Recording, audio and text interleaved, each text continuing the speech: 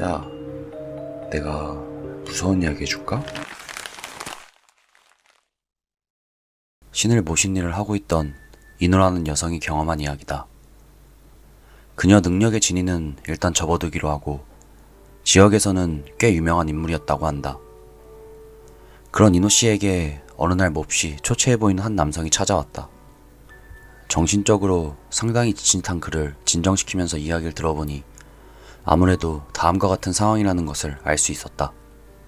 남성 가즈유키 씨의 외동딸이 16세 생일을 맞이한 다음날 자신의 방에서 스스로 목숨을 끊었다.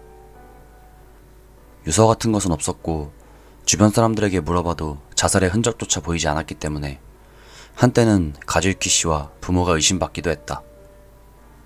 그러나 아무리 조사해도 돌발적인 자살이라는 것 이외의 결론은 나오지 않았고 결국 다소 우여곡절이 있었지만 그런 식으로 사건이 마무리되었다고 한다. 그런데 그 이후에도 어찌된 일인지 이상한 일들이 계속되고 있다고 한다. 사망 당시 상태 그대로인 딸의 방에서 무언가 쓰러지는 듯한 소리가 들렸다고 가즈유키 씨는 말했다.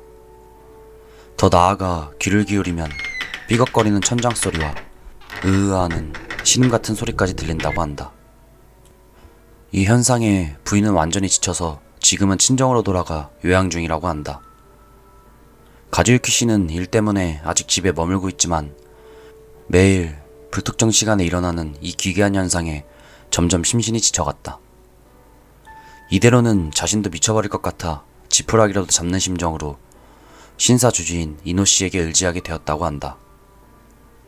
하루빨리 해결해달라는 가즈유키 씨의 부탁도 있어서 다음날 이노 씨는 문제의 집을 방문하게 되었다. 저는 좀 들어가기 싫어서 죄송합니다만 부탁드립니다. 그렇게 말하는 가즈유키 씨. 이노 씨는 내심 이상한 현상이 일어나고 있음에도 불구하고 자기 딸의 방에 들어가는 것을 꺼리는 그에게 경악을 금치 못했다고 한다. 죽은 딸을 동정하며 방에 들어간 순간 이노 씨는 먼저 이상한 습기를 느꼈다고 한다. 이노 씨에 따르면 당시 계절은 겨울이었다고 한다. 하지만 그 방에는 장마철에 빨래를 몇 장씩 실내에서 말리는 것과 같은 불쾌한 습기가 가득했다. 이건 뭔가 이상한 게 있구나. 그렇게 생각하며 천장을 올려다본 이노 씨는 그곳에서 힘없이 흔들리는 소녀의 모습을 보았다. 얼굴 부분은 안개가 낀 것처럼 흐릿하고 그 안개 속에서 끈적끈적한 액체가 뚝뚝뚝 떨어지고 있었다. 보통 사람 같으면 기절할 법도 한데 오랜 수행을 해온 그녀는 전혀 동요하지 않고 담담하게 그 자리에서 발걸음을 돌렸다.